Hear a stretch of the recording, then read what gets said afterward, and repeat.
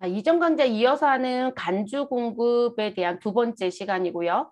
자, 개인적 공급, 그리고 사업상 증여, 그리고 폐업 시 잔존자, 나머지 세 가지 이번 시간에 진행할 거고요. 그리고 우리 간주 공급과 관련돼서 전체 정리한 표가 하나 있을 거예요. 재화의 간주 공급 요약이라고 하는 부분. 그래서 그 내용까지 마무리를 할게요. 그리고 세금 계산서 얘기도 한번 대주고 갈 거고요. 그러면 교재는 246페이지부터 연결해서 보시면 되겠습니다. 자, 개인적 공급이라는 건 말 그대로요.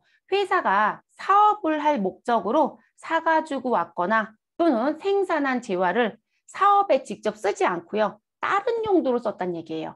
그럼 그 다른 용도를 누가? 회사의 대표이사가 또는 종업원이 또는 또 다른 제3자가 이런 의미거든요. 근데 사실 내용을 들어가 보면 대부분 대표이사가 개인적으로 썼다라는 게 거의 주. 그리고 거기에 이제 직원들을 위해서 회사가 썼는데 문제가 생기는 경우가 있어요. 그런 경우들 말고는 이 부분은 제3자가 들어온 경우는 아주 드물긴 합니다. 네. 그래서 그런 내용이라고 보시면 되세요. 그래서 개인적 공급이라는 건 우리가 회사의 임직원이 개인적으로 썼다. 아니, 여러분, 내가 재고 자산을 사왔으면 판매를 해야죠. 근데 판매하지 않고요. 지금 대표이사가 자기 집에 들고 갔다. 종업원한테 생일 선물로 줘버렸다. 아, 그게 문제가 된다라고 얘기하는 거예요. 그게 개인적 공급입니다. 그래서 이렇게 써드린 부분. 그래서 지금 사업자나 그 사용인의 개인적인 목적 또는 제가 제3자도 들어올 수 있다고 했잖아요. 그게 기타의 목적이에요. 그래서 기타의 목적을 위하여 사업자가 재화를 사용, 소비했다라면 그 부분은 재화의 공급으로 간주하겠다. 라고 하는 부분. 자, 회사가 노트북을 구입했습니다. 그럼 노트북은 당연히 부가가치세 10%가 발생하는 과세재화입니다. 그럼 저는 10%를 부담하고 과세 매입을 했겠죠. 그리고 이 노트북을 우리가 매장에서 소비자에게 무엇하였다라면 판매했다라면 그럼 여러분 지금 노트북을 부가세를 지불하고 사고 부가세가 있는 제품을 파는 거니까 과세 사업으로 판매가 이루어졌다고 보시면 되겠죠. 그러면 소비자한테 공급가액과 부가가치세에 해당되는 매출세액을 무엇하였을 것이다. 아이 징수했겠죠. 그러니까 이걸 징수할 거기 때문에 나는 구입한 부분에 대한 매입세 공제를 받았다 안 받았다? 받았다. 이렇게 얘기가 되는 거죠. 그럼 이렇게 해서 그냥 1달러쯤에 얼마나 좋을까요? 근데 이 노트북을 무엇하였다? 우리 회사에서 다른 용도로 써버렸어요. 라고 합니다. 근데 그 다른 용도로 쓴 목적을 가서 보니 임직원의 생일 선물로 지급하였다라고 얘기합니다. 자, 그러면 요 분은 판매하지 않았죠. 그쵸? 그러다 보니까 이 임직원한테 지급된 이 노트북 구입과 관련된 매입세 공제 받은 건 무엇 해야 되더라? 다시 토해내야 됩니다. 팔지 않았기 때문에. 그래서 시가에 해당되는 금액만큼 우리는 매출세액을 납부할 수밖에 없다라고 얘기합니다. 자, 회계처리는 달라질 게 아무것도 없어요, 여러분. 우리 유형번호는 14번 건별을 씁니다. 왜냐면 개인적 공급은 세금계산 발급을 못 하거든요. 할 수가 없죠. 회사가 여러분 종업원한테 세금계산서 발급하겠다고요? 말도 안 되는 얘기겠죠. 그리고 공급가액은 뭐로 간다? 시가로 갑니다. 그리고 지금 노트북을 구입해서 저는 팔 거라고 했어요, 여러분. 그러면 당연히 뭐로 되어 있을 것이다? 상품으로 되어 있었겠네요. 그러면 상품. 아, 우린 만들어서 파는데요. 그러면 제품.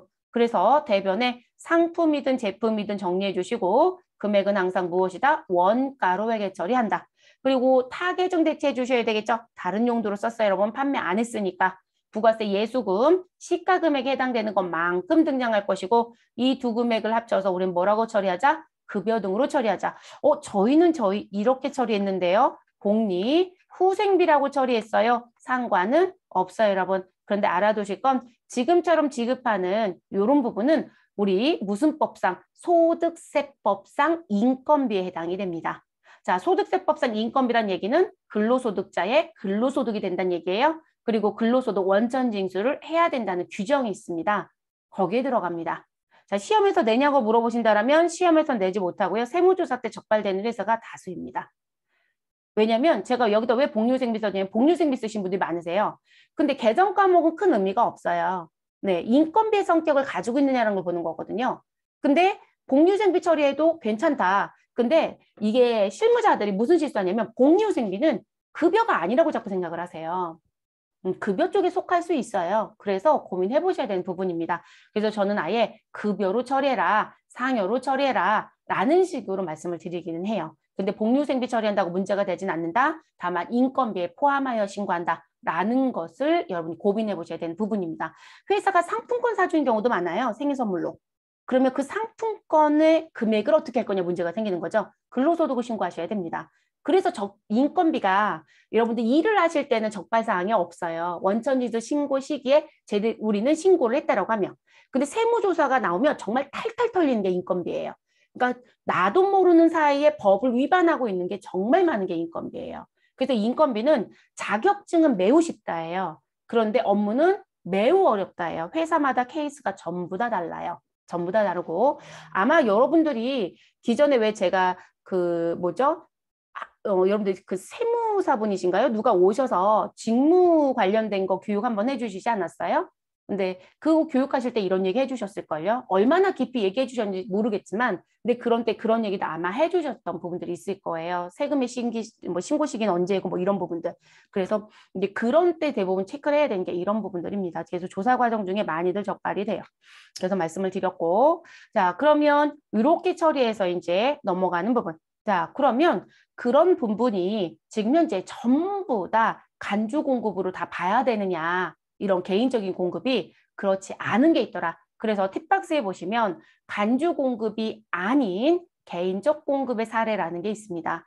자, 그럼 그 부분의 내용을 들어가서 보니 이렇게 얘기합니다. 실비 변상적이거나 여러분 실비 변상적이라고 하는 건 내가 업무를 하는 과정 중에 해야 되는 부분이에요. 근데 내가 그 부분을 꼭 해야 될 부분은 없지만 할 수밖에 없는 부분. 자, 내가 업무하는 과정 중에 또는 내가 이 회사에 입사를 했더니 뭐라고 얘기하더라? 당직 쓰셔야 돼요 라는 부분. 면접 볼 때 그 얘기 하신 경우 있어요. 당직. 그럼 돌아가면서 쓴다고 하거든요. 그러면 당직을 썼으니 원래 근무 시간보다 더 빨리 출근하거나 늦게 퇴근하거나 이럴 거거든요. 그럼 결론적으로 법정 근무 시간 8시간보다 더 많은 근무를 하죠. 그래서 회사가 그 날짜를 카운트해서 무엇해요? 당직 수당을 주죠. 근데 그 당직 수당이 일종의 실비 변상적인 부분이에요. 그러면 그런 식의 성격을 갖고 있는 부분. 그러면 지금 이런 실비 변상의 대표적인 부분, 지금 여기에 들어올 수 있는 부분은 회사가 근무하는 과정 중에 근무복을 입게 하죠, 여러분. 유니폼이야. 또는 안전복, 그 안전화 이런 게 있죠. 그러면 그 부분은 실제 회사가 일을 하기 위해서 할 수밖에 없는 부분이에요. 그래서 우리 호텔은 무조건 정해져 있는 제복을 입잖아요. 일반적인 기업들은 유니폼이라는 표현을 안 쓰죠. 그냥 깔끔하게 정장을 입는다는 표현을 쓰지만 근데 특정한 기업군에서는 우리 유니폼이라고 하는 제복도 있고 현장에서는 안전적인 문제 때문에 그 부분에서 갈아입어야 되는 옷들을 또 제공을 하잖아요. 그런 건 실비 변상적이라고 얘기를 합니다. 그래서 1번에 있는 부분. 자, 사업을 위해 착용해야 하는 작업복이 있더라. 작업모가 있더라. 작업화가 있더라. 그러면 이런 부분들은 실비 변상적인 성격에 속하기 때문에 이건 무엇하지 않겠다? 개인적인 공급을 보지 않겠다. 아니 이걸 왜요? 라고 하시는데 외부에서 구입해서 회사에서 그냥 소비할 거예요, 여러분. 그러면 내가 돈을 외부에서 구입해서 회사에서 내부적으로 소비하는 거 다 매입적 공제 받는데 전혀 문제 없거든요. 근데 회사가 옷을 만드는 회사예요. 그래서 작업복을 본인들이 만들었다는 거예요. 그리고 종업원한테 나눠줬다. 그럼 문제가 되느냐? 나 원단 사는데 부가세 부담했는데 그거 공제받으면 안 되느냐?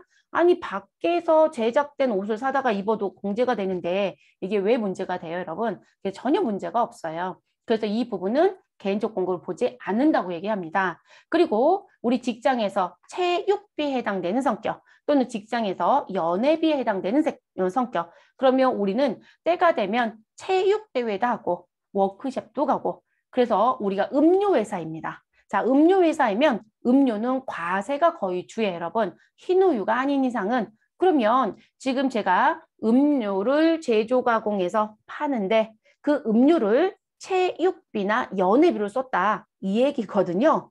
그러면 외부에서 구입한 것도 매입세 공제가 가능해요. 내부적으로 사용 소비한 것도 문제될 게 있다 없다? 없다고 봅니다. 그래서 나오는 부분이고요. 자, 그리고 회사가 복리후생적인 목적으로 우리 종업원들한테, 임직원한테 재화를 무상으로 공급했다는 부분의 두 번째 얘기. 자, 경조사를 위해서 나간 돈입니다. 또는 나간 재화. 자, 돈은 어차피 따로 처리하니까 상관이 없을 거고요. 여기서 이제 재화에 대한 무상 공급 얘기니까 재화. 그럼 경조사와 관련된 기억과 니은에 해당되는 부분에서는 우리 무조건적으로 우리 개인적인 공급이 아닌 거로 보는 게 아니라 금액에 제한을 둡니다. 그래서 경조사를 기억과 니은으로 구분해 주시고요. 각각 1인당 연간 얼마 10만 원 이하까지의 재화에 대해서는 우리 무엇으로 보지 않겠다? 간주 공급을 보지 않겠다. 여러분 연간 10만 원 이하인데 우리 각각이라고 했으니까 여러분 경조사와 관련된 재화에 무엇으로? 10만 원으로 명절이나 기념일 등과 관련된 재화로 10만 원. 그러면 얼마? 20만 원이죠. 이하니까 여러분 20만 원까지 포함할 수 있겠죠. 자, 그러면 여기까지는 간주 공급이 아닙니다. 그런데 우리 경조사 쪽에는 20만 원의 가치를 가지고 있는 재화를 명절이나 기념에는 10만 원을 그럼 여러분 실질적으로 30만 원이 제공이 된 거네요. 그러면 뭐가 될 것이다? 초과한 금액이 생기는 거죠. 그래서 연간 10만 원을 초과하는 경우에는 그럼 여러분 경조사와 관련된 재화 부분에 제가 20만 원이라는 가치를 갖고 있는 재화를 줬으니까 초과 금액 얼마가 발생했다? 10만 원이 발생이 됐죠. 그럼 이 10만 원은 뭐가 된다? 우리 개인적 공급에 해당되는 간주 공급이 돼버립니다. 이것도 관리를 하라고 얘기합니다. 그래서 연간 10만 원 초과하는 경우 초과 금액에 대해서는 재화의 공급으로 본다라고 합니다. 그리고 여러분 이게 작년에 법이 개정이 되면서 재작년에 이제 통과가 되면서 이제 적용된 부분이 기존에는 이 부분을 경조사와 명절 기념일 구분을 안 했어요. 소위 말해서 기억니은 구분 안 했었거든요. 근데 기억니은 구분을 합니다. 그래서 각각이라는 표현이 그래서 붙은 거예요. 그래서 경조사라는 부분. 그럼 경조사는 뭘까요? 누군가 돌아가시거나 누군가 결혼하거나 이런 식의 규정이라고 보셔야 되겠죠. 그리고 명절은 우리 명절 두 번 있죠, 여러분. 설날하고 추석. 자, 그리고 기념일은 누굴 말한다? 창립기념일 또는 생일. 이때도 회사에서 뭔가를 주잖아요, 여러분. 네, 그런 부분들. 그래서 이렇게 두 가지를 구분해서 갑니다. 이것도 복잡하죠, 여러분. 회사가 과연 두 번째 내용을 잘 하고 있을까요? 자, 그리고 여러분 오해하지 말아야 될 게 있어요. 우리가 이게 복리후생적 성격이 맞거든요. 그러면 제가 외부에서 무엇하였다? 구입하였다. 근데 지금 누가 봐도 복리후생적인 성격이 맞아요. 그래서 복리후생적 성격에 해당되는 외부 구입이 있었다. 그러면 일단은 공제를 받는다는 표현이 맞아요. 법으로 얘기할 때는 공제를 받음이에요. 그리고 나서 이제 뭐라고 얘기한다. 너 이거 그냥 회사 안에서 회사 내에서 모든 사용 소비가 끝났어? 그러면 문제가 없어요. 근데 얘를 무엇하였다? 공제받는데 복리후생적으로 지원했던 이 부분이 회사 밖으로 나가는 거예요, 여러분. 외부로 나가버리는 거죠. 종업원이 집에 들고 간다는 얘기가 돼요. 그러면 뭐가 된다? 너 간주 공급이야. 이렇게 봅니다. 그래서 시험에서는 뭐라고 얘기냐면 내가 이유 사건까지는 얘기하지 않는다는 거죠. 그래서 여러분들이 오해하지 말아야 될 게 무슨 부분? 복리후생적인 구입의 문제가 시험에 출제가 됐다. 그러면 간주 공급 따지지 마실 것. 그냥 무엇으로 끝내셔라? 공제를 받는다로 끝내셔라. 그리고 이유 사건은 뒤에 가서 검토한다라는 걸로 보셔야 돼요. 이해되셨을까요? 근데 이거를 다 알고 있는 분들은 흐름을 전체를 파악하고 있는 분들은 처음부터 어떻게 해버릴까요? 사업과 관련이 없는 지출을 처리해버려요. 54 불공이라는 사유. 우리가 지금 전산실무랑 왔다 갔다 하잖아요. 전산실무 쪽에 가시면 또는 우리가 뒤에 가면 공제받지 못할 매입세액입니다라는 걸 이론에서 배울 건데 그게 프로그램에 입력할 때는 54 불공이 들어가는 사유입니다. 그러면 뭐가 있었다? 사업과 관련이 없는 지출이라는 게 있었거든요. 그 부분으로 그냥 즉시 처리하려고 하는 분들이 있으세요. 아예 구입할 때부터. 벌써 본인은 알고 있는 거죠. 나 이거 구입한 거 종업원한테 제공할 거고 그 종업원 회사에서 소비 안 해. 그거 집에 가서 쓸 건데 내가 노트북을 줬다. 아니 노트북에서 개인적으로 부여받았어요. 그걸 내가 업무할 때도 사용하고 있었다. 그럼 집에 안 들고 가겠죠. 근데 선물로 받았고 내 개인 물품이 되잖아요. 제가 그걸 왜 회사에서 써요? 회사에도 당연히 제가 업무용 PC가 있을 건데 그럼 그걸 들고 집에 가버린 거죠. 그리고 내가 필요할 때 가끔 갖고 오긴 하지만 이게 회사 게 아니거든요. 그럼 뭐가 되는 거예요? 간접 공급이 돼버려요, 여러분. 그리고 그 금액이 기준 금액이 얼마이다? 10만 원까지는 괜찮고 10만 원이 넘어가면 노트북 10만 원짜리 없죠, 여러분. 그쵸? 이해되시나요? 그게 이제 문제가 되는 거예요. 근데 시험은 그 뒤에 상황을 묻고 싶어 하진 않아요. 앞 상황으로 그냥 끝내는 거예요. 왜냐하면 안에서 끝나는 경우도 있고 밖에까지 끌고 가는 경우도 있기 때문에 그건 다시 따져봐야 된다는 관점이에요. 업무를 하실 때는 다 확인해 보시면 되겠고요. 그래서 시험은 겪지 않습니다. 이게 이의제기가 되게 많은 부분이에요. 그래서 아예 출제자들이 이의제기 부분을 안 받고 싶으면 가로치고 뭐라고 써놓는다. 개인적 공급에 해당하지 않은 그럼 또는 간주 공급은 검토하지 말 것. 막 이렇게 써버려요. 왜냐면 이 얘기를 배우신 분들은 당연히 간주 공급 얘기를 해야 되는 게 맞거든요. 복리후생 쪽으로 구입했고 종업원 개인이 갖는 것처럼 돼버리면 이건 당연히 고민을 해봐야 되는 사건이에요. 그래서 이게 연결되어 있는 부분입니다. 업무에서는. 시험은 각자 갑니다. 각계전투에 여러분 절대로 여러분 스스로 겪지 않습니다. 이것도 조심하실 것. 그래서 인건비 쪽에 들어가는 복리후생적 부분의 성격이 있다. 자, 그 다음으로 또 넘어가 보도록 할게요. 사업상 증여. 그럼 사업상 증여는 사업과 관련돼서 공짜로 주었다는 얘기예요. 쉽게 생각하시면. 그러면 사업과 관련돼서 공짜로 줬다. 왜 줬을까라는 거 생각을 해보시면 회사의 매출 증진 목적이겠죠. 이유는 그거밖에 없어요, 여러분. 그래서 자기의 고객이나 불특정 다수인에게 대가를 받지 않고 또는 현저히 낮은 대가를 받고 무엇하였다. 증여했다라면 우린 그 부분은 재화의 공급으로 보겠다. 그리고 그 사유를 추적해보니 대부분 매출 증진 목적으로 많이들 그렇게 하더라는 거죠. 그래서 사업상 증여라고 합니다. 또는 제가 주고 싶지 않아도요. 거래처가 야 우리 니네 물건 팔아주는데 이것 좀 줘봐 라고 요구하는 분도 있어요. 그러니까 골프채 다루시는 회사이신데 제일 짜증난대요. 신제품만 나오면 어김없이 달라고 하는 회사가 있대요. 그럼 회사 입장에선 갖고 있었던 제품을 어쨌든 우리 물건을 팔아주는 회사니까 갖다 주는 거죠. 그럼 회사는 재고가 줄어들고요. 그리고 매출은 할 수가 없잖아요, 여러분. 그럼 그건 어떻게 할 거냐 문제가 생기는 거죠. 누가 봐도 여러분 골프채는 자재를 사든 통으로 되어 있는 걸 사든 우리 모두 다 과세품이에요, 여러분. 그러니까 소비자한테 팔지 못하고 우리 무상으로 줬으니까 문제가 생기는 거죠. 그런 관점입니다. 자, 저는 이제 노트북으로 드렸고요. 자, 저는 과세 제품인 노트북을 구입했습니다. 그러니까 당연히 과세 매입이겠죠. 그리고 이 노트북을 소비자에게 과세로 팔았다라면 우리는 공급가액과 매출세액을 징수했을 것이다. 그럼 당연히 매입세 공제 받는데 아무런 문제가 없습니다. 그런데 저는 거래처인 매출처이든 매입처이든 우리 고객이라고 부르는 사람한테 무엇하였다. 나는 무상으로 내가 갖고 있었던 이 노트북을 증여하였다. 라고 얘기합니다. 그러면 매입세 공제는 받았는데 팔지 않았으니 우리 매출세액은 낸 적이 없죠. 그럼 국가가 무엇하겠다? 간주공고로 볼 거야. 매출세액 납부해. 라고 얘기합니다. 그래서 매입 매출 전표 입력은 14번 건별로 넣는 거고요. 공급가액은 무엇으로? 시가로 입력합니다. 자, 내가 갖고 있었던 재화가 상품이면 상품이라고 쓰시고 제품이면 제품이라고 씁니다. 그리고 우리 대변은 뭐라고 쓰자? 우리 상품의 금액, 제품의 금액은 원가를 기록하자. 그리고 부가세는 당연히 시가의 10%가 들어오겠죠. 됐을까, 여러분? 자, 두 금액을 합쳐서 우리는 뭐로 처리한다? 접대비라고 처리하겠죠. 자, 시험에서 이 문제를 너무너무 사랑하는 거로 출제하고 있죠, 여러분. 우리 전산실무 메인 매출 전표가 끝났어요, 여러분. 그쵸? 네, 그러면 메인 매출 전표에서 이거 보신 적 있어요, 없어요, 여러분? 있죠. 그리고 제가 무슨 말씀 드렸었나요?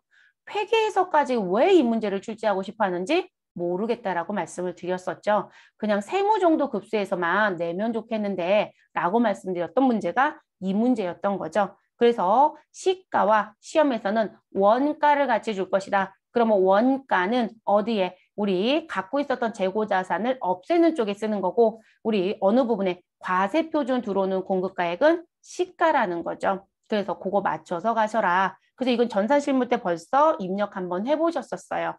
이게 이론 진도가 다 나가서 전산 쪽 진도가 같이 나가면 사실상 조금 더 쉬운 게 많아요. 네, 왜냐면 벌써 들어보고 가는 거니까. 네, 그리고 실제 우리가 지금 저는 여러분들이 가서 일해야 되는 것 때문에 이게 그림을 그려드리면서 회계처를 보여드리는 거고요. 이론상에서는 부가세에서는 회계는 관여 안 해요. 그건 알아서 할 일이라고 보는 거죠. 그런데 우리는 사실상 세법에 맞춰서 회계 처리를 해야 되죠. 그리고 매입 매출 전표에 입력을 해서 부가세 신고를 해야 되는 거고요. 그래서 이런 사례를 같이 보여드리는 부분이에요. 그래서 시험은 어찌됐든 사업상 증여를 가장 많이 내기 때문에 분계는 꼭 하실 수 있어야 됩니다. 네, 뭐 지금은 부가세가 들어오는 시험 문제는 모든 급수에 다 낸다고 보셔야 될 것 같아요. 그래서 전산실무 쪽에서 봤던 부분이고요. 회계급수 작년부터 출제가 됐다고 했죠. 전산시험은. 그래서 나온 부분. 자, 사업상 증여 부분과 관련해서 간주 공급이 아닌 사례. 자, 그럼 첫 번째, 증여하는 재화의 대가가 어디에 포함되더라? 주된 거래인 재화 공급의 대가에 포함된다.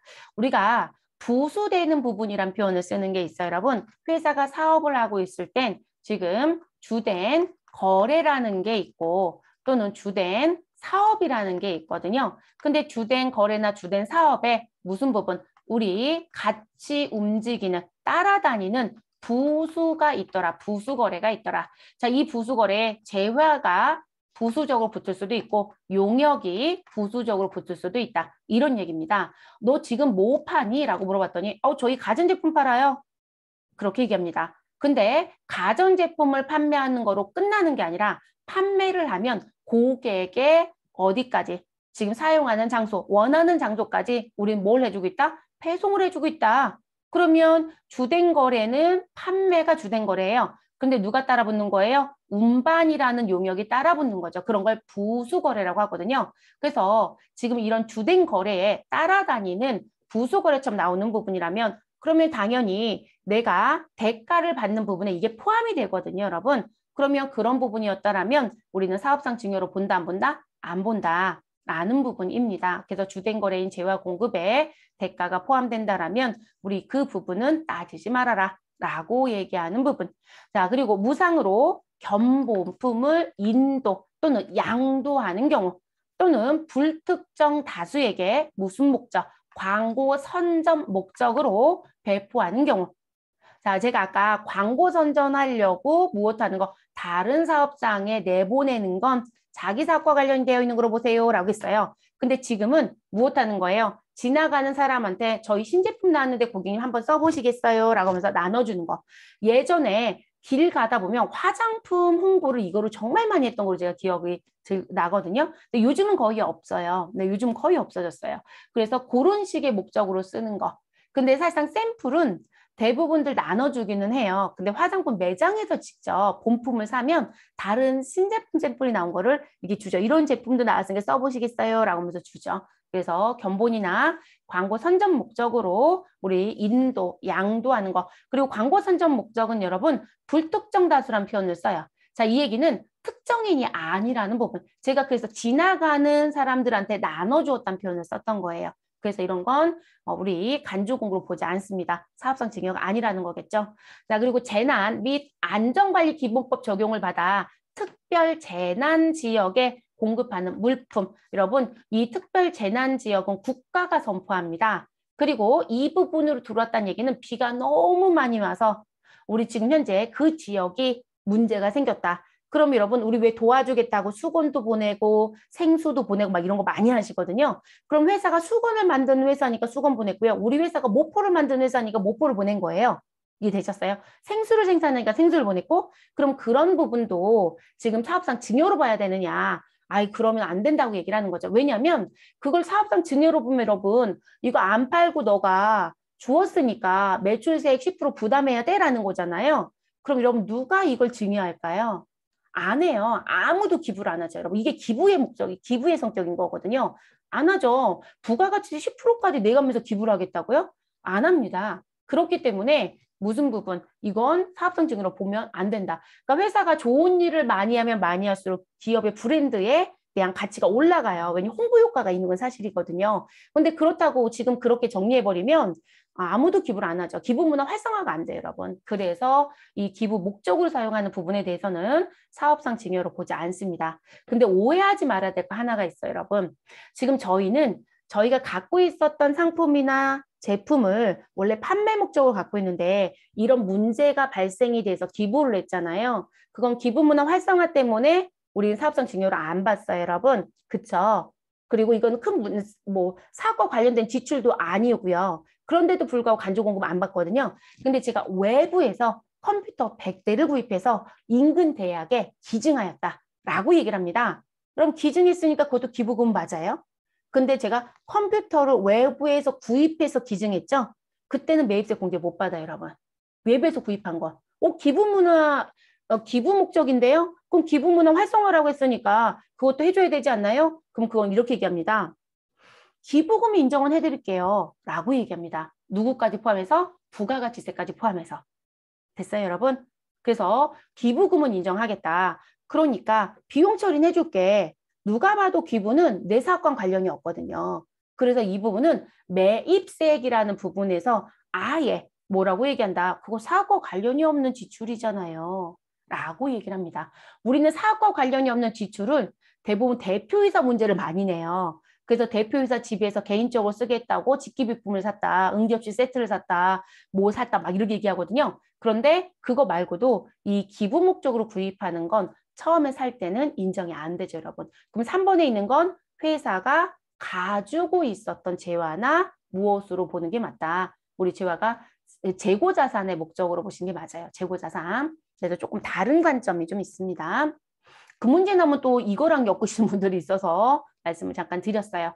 그리고 이제 네 번째, 자기 적립 마일리지 등으로만 전부를 결제받고 공급하는 재화. 여러분, 우리 왜 제가 기억나는 건 요 부분이 커피집에서 한동안 우리나라 커피집이 진짜 많지 않나요, 여러분? 그러면 저희 커피 사드시면 쿠폰 드려요 라고 하죠. 그래서 쿠폰에 도장을 똥똥똥똥똥똥똥 찍어주잖아요. 그래서 10개가 되면 무엇해요? 그 쿠폰을 반납하고 그리고 제가 커피 한 잔을 무료로 먹을 수 있죠. 그런 식의 쿠폰제 하는 거 많지 않아요? 그게 자기 적립 마일리지예요. 또는 여러분 비행기 타실 때요. 적립 마일리지가 있잖아요. 그럼 마일리지 싼 거 가지고 무엇 탈 수 있어요? 무료로 탈 수도 있고 내가 앉은 자리를 무엇으로 업그레이드 시킨다라고도 하죠. 이코노미에서 비즈니스적으로 업그레이드도 시키잖아요. 그러면 그 부분에 대한 대가를 원래 지불해야 되는 게 맞는데 지불하지 않았다는 거죠. 그래서 이 자기 적립 마일리지로 재화를 무엇하였다라면 공급됐다라면 전부 결제받고 공급하는 재화 그 부분에 대해서는 사업상 증여로 보지 않겠다라고 얘기합니다. 이건 특정한 고객 얘기거든요. 그런데도 불구하고 간접 공급에 해당되지 않습니다. 4번 내용은 추가된 법이에요, 여러분. 근데 이 4번은 원래 예전에는 이렇게 인정 안 했었거든요. 근데 이 자기적립 마일리지로 실제 공급되는 재화나 용역이 있으면 그 부분에 대해서 어떻게 했었다. 다 부가세 10% 내라고 했었거든요. 그런데 법이 개정이 됐어요. 그래서 4번은 최근에 개정된 법 때문에 기록을 해드린 부분입니다. 그래서 가져가시면 될 것 같고요. 시험은 4번 한 번도 낸 적 없어요, 여러분. 네, 한 번도 4번은 낸 적은 아직까지는 없습니다. 자, 그 다음 폐업시 잔존재화라는 걸 들어가 볼게요, 여러분. 폐업시 잔존재화. 자, 폐업시 잔존재화라는 건 회사가 무엇하였다? 문을 닫았다라는 관점이 됩니다. 회사가 문을 닫았다. 그럼 회사가 문을 닫았다라는 얘기는 지금 사업자 등록증 원본을 우리 내 관할지 세무서에 무엇하겠다? 반납하겠다라는 얘기가 됩니다. 근데 이게 왜 문제가 되느냐? 저는 지금 판매 목적으로 노트북을 구입해서 쌓아놓고 팔았습니다. 그럼 여러분 우리가 부가가치세 신고할 때요. 매출세액에서 누구를 빼라고 배웠어요, 여러분? 매입세액을 빼라고 배웠잖아요. 그러면 매출세액에서 빼야 되는 공제받을 수 있는 이 매입세액은 지금 다 팔아야만 공제를 받을 수 있을까요? 아니에요. 자, 매입세 공제라는 건 당신이 무엇을 한 시점에, 구입 시점에 무엇하는 것이다. 공제를 받는 거예요. 그러니까 내가 이번에 재고자산 100개를 구입하였다라고 하면 이 100개를 구입하고 실제 동일과세 기간에 나는 30개밖에 판매를 못했다. 그럼 창고에 남겨져 있는 재고는 몇 개가 된다? 70개잖아요. 그럼 70개가 창고에 남겨져 있다라고 해서 이번 부가가치세 신고할 때 이 매입세액에서 공제받는 부분을 빼는 걸 30개만 빼는 게 아니라 우리 무엇하는 것이다. 그냥 100개 다 빼는 거라고요. 그래서 구입 시점 기준으로 매입세 공제를 받는 겁니다. 그러면 지금 100개 사서 저는 30개 팔고 창고에 노트북이 70개가 있었던 거예요. 재고가 70개가 있었다. 됐어요, 여러분? 그런데 이 70개가 있는 상태에서 나는 공제 100개는 다 받았고요. 자, 그리고 나서 무엇했다? 폐업이요. 사업자 등록증 원본 세무서에 반납하고 폐업 신고 끝냈어요. 그럼 이제 문제는 뭘까요? 국세청 입장에서는 이 70개를 무엇한 적이 없다. 판매를 한 적이 없어요, 여러분. 근데 나는 100개를 공제를 다 해줬거든요.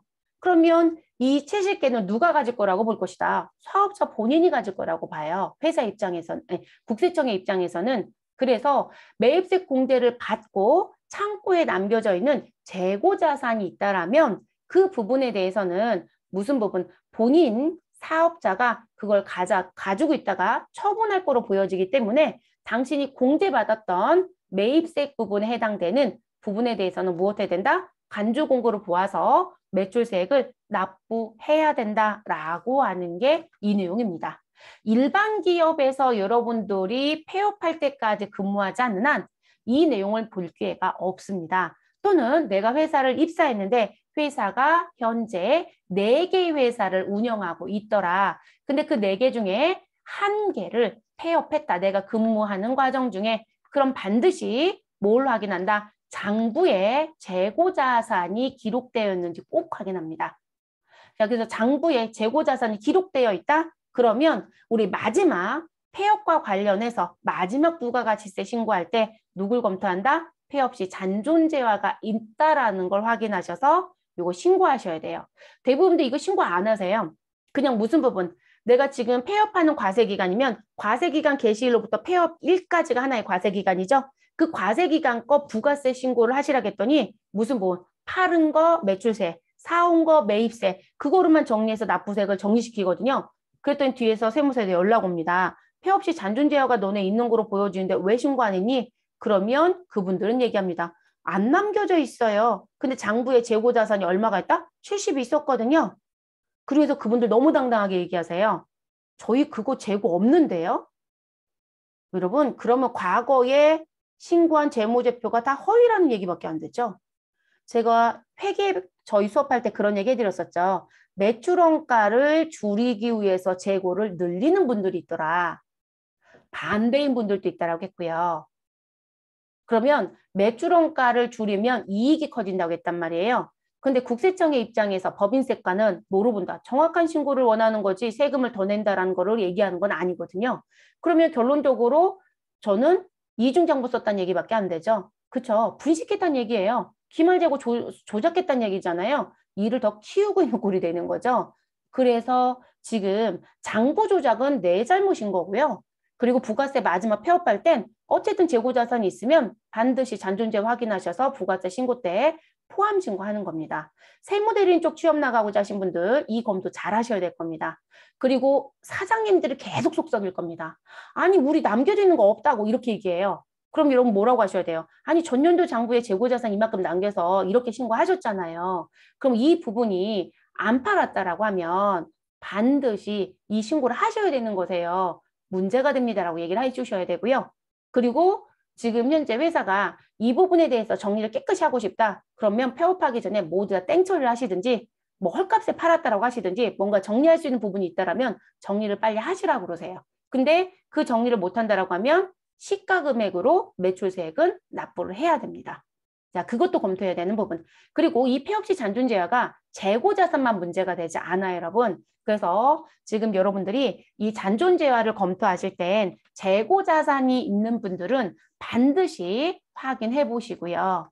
재고자산은 그냥 시가만 보시면 되세요. 재고자산은 시가만 봅니다. 시가. 그래서 시중에서 얼마에 팔리는지. 그런데 뭐가 있냐면 회사가 건물을 사서 사용하고 있었다라고 합니다. 그럼 여러분, 건물은 취득원가에 해당되는 것만큼 부가가치세 10%를 공제받았을까요? 안 받았을까요? 받았겠죠. 그래서 제 건물은 현재 20억짜리 건물이었답니다. 부가세는 별도이면 2억이겠죠. 자, 그래서 이 2억에 대한 부가가치세를 공제를 싹 받았습니다. 그리고 현재 이 건물은 사용 중입니다. 사용 중. 자, 사용 중이다. 난 무엇했다? 폐업. 자, 그랬더니 국가가 얘기합니다. 폐업했어? 그러면 마지막 폐업 신고를 받겠죠? 자, 그리고 이렇게 얘기합니다. 너 2억에 대해서 부가세 공제받은 적 있더라. 라고 얘기합니다. 그리고 저는 건물이라고 했습니다. 자, 이 건물을 언제 샀는지 확인해 보니 이렇게 얘기합니다. 2020년 4월에 샀다라고 얘기합니다. 자, 그리고 전 폐업은 2021년도 저는 딱 6월 30일 날 폐업할게요. 이때 폐업했답니다. 자, 그럼 여러분, 이 건물 같은 경우는 우리가 기간에 걸쳐서 감가상각한다라는 게 회계에서도 얘기했었잖아요. 근데 여러분, 세법에서는 오래 쓰는 고정자산은 일정 기간 동안 가치가 감소되는 부분에 대한 사후 관리를 해요. 그것 때문에 여러분들이 매입 자료 부분에 입력할 때 우리 부가가치세 신고서 봤어요. 그럼 거기 매입세가 그러면 뭐가 있었죠? 세금계산서 수취분에 누가 있었고 고정자산 매입자리 따로 구분했고요. 그 밖에 공제매입세에게는 신용카드 매입 부분이 있었는데 일반 매입과 고정자산 매입을 따로 구분 기재했습니다. 그래서 고정자산 구입은 따로 관리하고 있었죠. 그거 관리가 여기에도 영향을 줍니다. 그러면 저는 2020년도 1기 확정 부가가치세 신고할 때 건물 샀다고 신고했을 거고요. 그리고 20억에 2억에 대한 거 기록하고 2억을 매입세 공제받았다는 거죠. 그럼 국가는 이 건물의 가치는 부가가치세법상 하나의 과세 기간이 지날 때마다 이런 부가세 과세 기간은 몇 개이다? 2개 과세 기간이에요. 우리 상반기 1월부터 6월까지는 1기 과세 기간, 7월부터 12월까지는 2기 과세 기간이죠. 그러면 6개월의 과세 기간이 지날 때마다 가치 감소가 5%가 감소된다고 봐요. 그럼 부가가치세액도 그렇게 5%씩 감소가 되는 거거든요. 그러면 지금 2020년도 4월이 속하는 1기, 2020년도 2기가 속하는 2기, 그리고 2021년도 1기. 자, 그럼 실제 신고하는 기간은 포함을 시키지 않거든요. 그러면 지금 2021년도 1기 확정 신고 때 일단 폐업이 들어가고 그 폐업 신고할 때 지금 갖고 있는 건물은 1년밖에 안 지난 건물이에요. 그러면 가치 감소는 10%밖에 안 됐거든요. 그러면 2억에 남겨져 있는 우리 90%에 대한 금액. 그럼 얼마인가 여러분? 우리 2억 곱하기 90% 하면 1억 8천이죠. 네, 1억 8천 다시 토해내야 됩니다. 그거 다 추적해요, 여러분. 그러니까 하나도 녹록한 게 없어요. 그러니까 그런 부분들이 문제가 제일 많이 발생시키는 게 폐업시 잔존재화. 근데 그거를 시험에 내면 너무 어렵다고요. 그러니까 시험에서는 이 문제는 전혀 내지 않는데 여러분들 업무에 가면 볼 때가 있어요. 그래서 갖고 가셔야 돼요. 의미는 갖고 가셔야 되는 부분. 그러니까 시험이 왜 쉽냐면 폐업시 잔존재화는 간주 공고로 봐야 됩니다. 이것만 주장하고 있거든요. 근데 그게 왜 들어오는지를 알아야 되겠죠. 그러니까 과거에 매입세 공제를 받고 창고에 남겨져 있는 게 있다. 근데 재고자산은 사업자 본인이 다 갖는다고 본다. 유무형 자산도 가치 감소의 기간이 장기전이거든요. 그거에 대한 사후관리 기간이 있어요. 근데 그거는 부가가치세법에서 건축물은 몇 과세 기간 동안 20과세 기간에 걸쳐서 가치가 쭉 감소가 된다. 그러니까 여러분 우리가 100을 놓고 20으로 나누면 하나의 과세 기간 지날 때마다 5포인트씩 줄어드는 거예요. 그래서 5%라는 얘기를 하는 거고요. 그래서 건축물을 뺀 나머지는 우리 4개 과세 기간에 걸쳐서 들어간다고 얘기합니다. 그건 뒤에 다시 또 한 번 배우긴 할 건데 그게 여기에도 접목이 돼야 돼요. 여기에도 그런 걸 이렇게 얘기합니다. 당신이 가지고 있는 전 그냥 고정자산으로 쓸게요, 여러분. 자, 고정자산은 당신이 뭘 계산해라? 간주시가라는 걸 계산해라. 그래서 이 간주시가라는 부분이 지금 말씀드린 것처럼 가치가 감소되고 남겨져 있는 가치에 대한 부분. 그래서 제가 2억 곱하기 90%라고 했으면 20억 곱하기 90%가 되겠죠. 그러니까 18억의 가치는 있다고 본다는 거예요. 그럼 그 부분의 부가세 10%만큼은 다시 토해내야 됩니다. 그게 간주시가예요. 그래서 그 금액을 따로 계산합니다. 이거 자동 계산되는 건 아무것도 없어요, 여러분. 그래서 간주시가 계산도 본인이 하는 거고 시가는 시장 가서 물어보면 되는 거고 그래서 그 부분을 파악합니다. 그래서 입력하는 방법은 유형은 14번 건별로 입력하시고요. 그리고 공급가액은 시가로 넣습니다. 그런데 여러분 우리 회사 폐업하는 거예요. 그렇기 때문에 대변에 등장하는 건 누구만 등장시켜서 끝내주시면 된다. 부가세 내려고 이거 하는 거거든요. 그래서 부가세 예수금 처리하고요. 폐업시 잔존재화와 관련된 부가세 예수금은 세금과 공가로 처리해서 마무리가 됩니다. 세금과 공가로. 그래서 차변에 들어오는 개정 과목은 이렇게 처리하고 끝내주시면 되겠습니다. 이게 폐업시 잔존재화락에서 등장하는 부분이에요.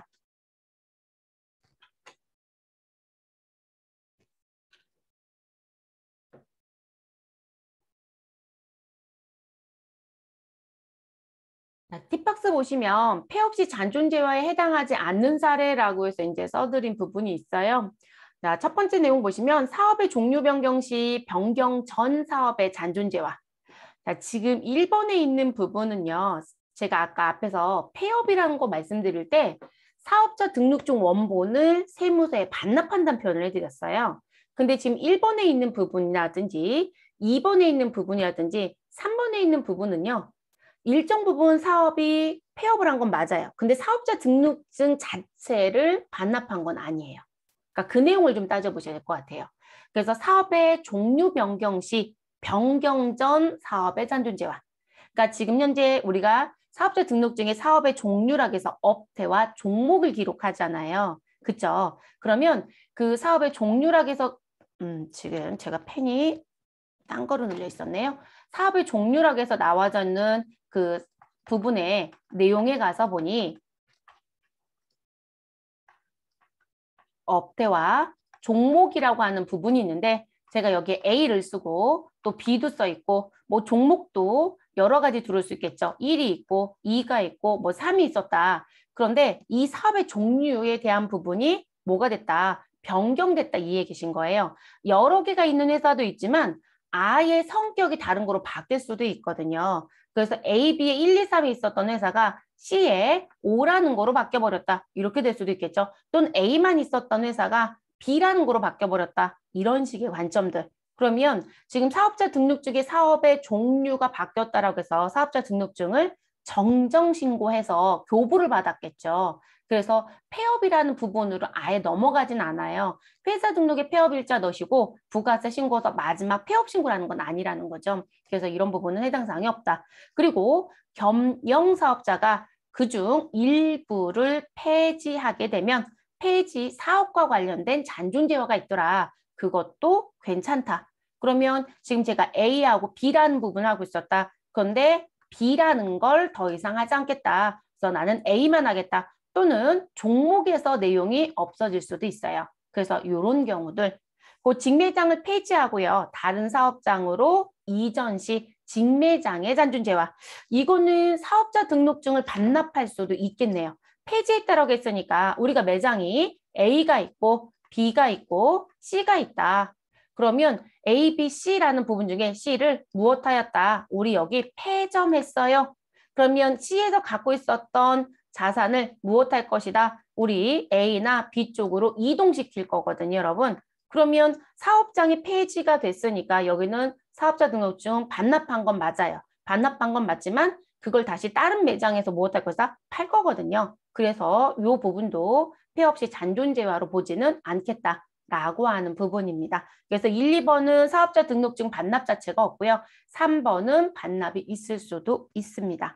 그래서 나오는 부분. 자, 그러면 저희 폐업 시 잔존재화까지 해서 무엇은 다 끝난 거예요? 우리 재화와 관련된 간조 공급은 정리가 끝났습니다. 그러면 이 간조 공급에 대해서는 세금 계산서를 발급해야 되는 게 맞느냐? 우리가 원칙적으로 과세 거래가 있었다라고 하면 세금 계산서라는 증빙을 발급해야 된다라고 앞에서도 얘기했었어요, 여러분. 그럼 그게 원래 원칙이에요. 그런데 재화의 간조 공급은 실질 공급이 아니기 때문에 세금 계산서 발급 의무를 법에서 무엇해줬다? 면제한다라고 얘기합니다. 그래서 저희 뒤에 가면 거래징수와 세금 계산서라는 챕터가 있어요. 거기 가면 다시 뭘 배우냐면 다음의 거래에 대해서는 세금 계산서나 영수증에 발급 의무가 면제되는 거래입니다. 거기 가면 뭐가 들어볼까요? 간조 공급 얘기가 분명히 써 있겠죠. 여기서 뭐 미리 보고 가는 거예요. 그래서 원칙적으로 세금 계산서 발급 의무는 면제. 그러니까 우리가 메인 매출점표 입력할 때 유형번호 몇 번으로 넣는다? 14번 건별로 넣는다. 이렇게 아예 예시를 보여드린 거고요. 다만자가 또 들어야 되겠죠, 여러분. 다만 직매장 반출이라고 하는 타사업장 반출에 대한 부분. 자, 그래서 이 반출은 실제 과세 거래에 해당하는 경우에 들어가기 때문에 반드시 누구를 세금 계산서를 발급하여야 된다라고 얘기합니다. 그러니까 원칙은 이렇게 가지만 예외 조항이 있다라는 거죠. 그래서 A 사업장에서 B 사업장으로 물건이 나가야 되기 때문에 공급자는 A 사업자, 공급받는 자는 B 사업자로 발급을 해라.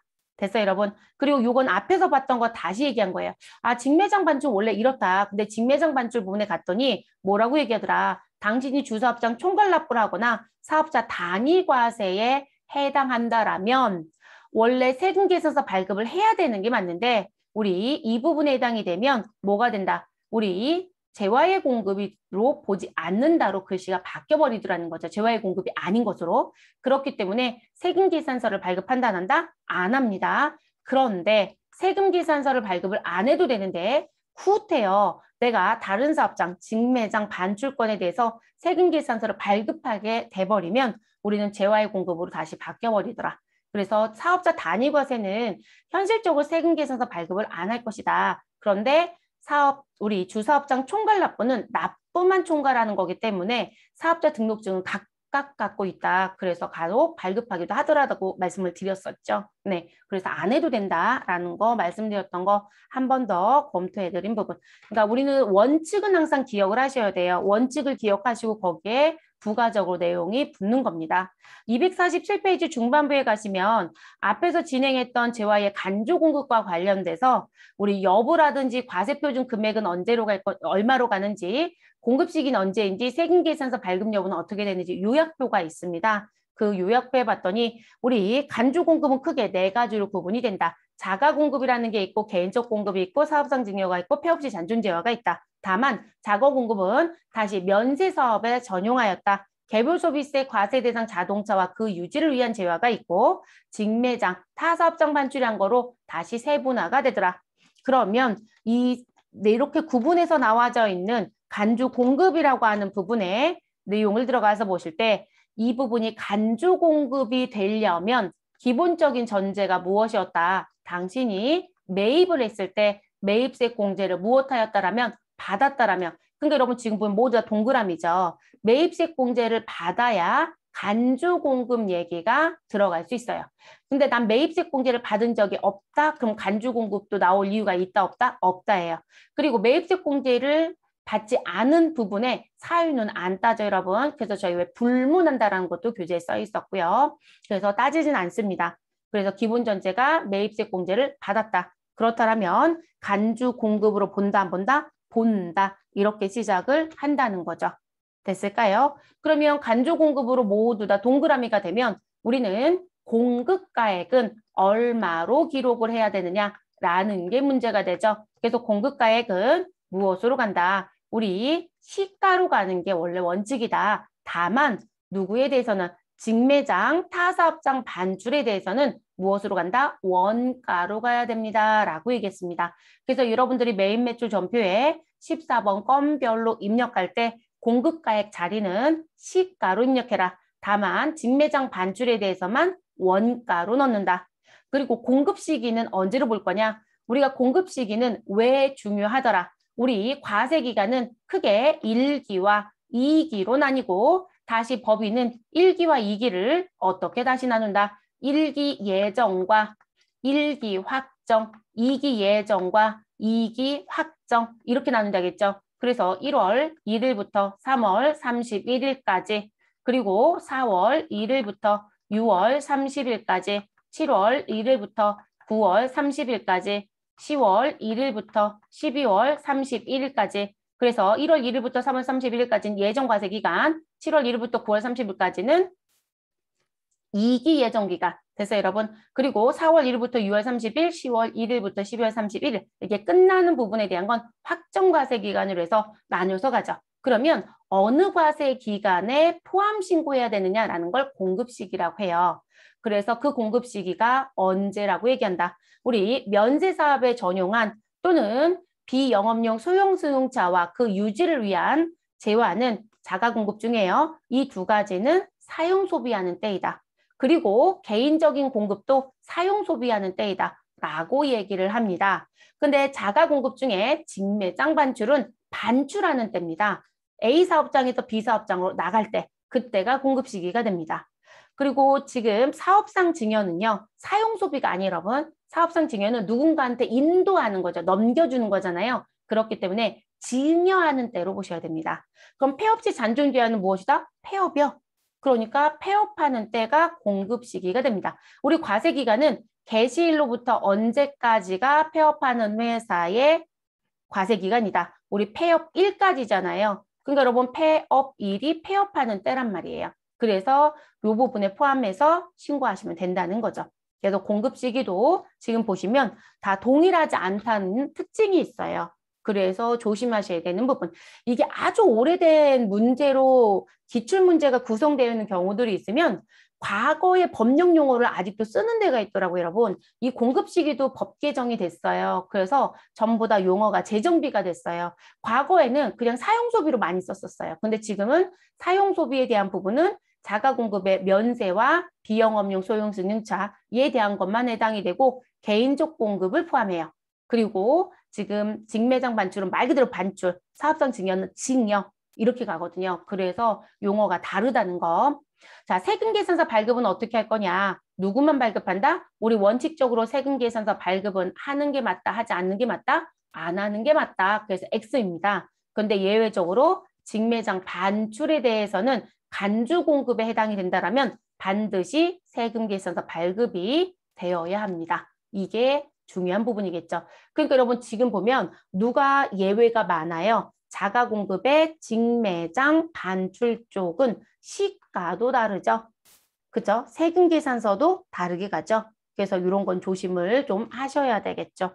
그래서 요 요약표 기억을 하시면 사지선다 문제가 출제가 될 때 여러분 글만 그냥 길게 내는 거지 이 요약표에 있는 걸 한꺼번에 다 출제하거든요. 그래서 꼭 기억하시는 게 좋겠습니다. 자, 이렇게 해서 저희 어디까지는 마무리가 됐냐면 우리 재화의 공급에 실질 공급, 간주 공급 나뉘고 간주 공급을 끝낸 거예요, 여러분. 그럼 이제 다음 강좌에서는 우리 재화의 공급으로 보지 않는 거. 그러니까 재화의 공급으로 보지 않는 부분은 부가세 신고할 때도 포함하지 않아요, 여러분. 그리고 우리 교재 부분에 뭐가 있더라. 우리 재화의 공급으로 볼 건지 안 볼 건지 요건을 체크하셔서 그리고 우리 그 부분이 체크한다는 건 부가세 신고의 포함 여부를 결정하는 부분이거든요. 그래서 이게 이론뿐만이 아니라 전산 실무에 우리 메인 매출 전비에 입력하는 것까지 영향을 주는 부분이어서 그 부분 체크하는 문제를 같이 풀어보도록 하겠습니다.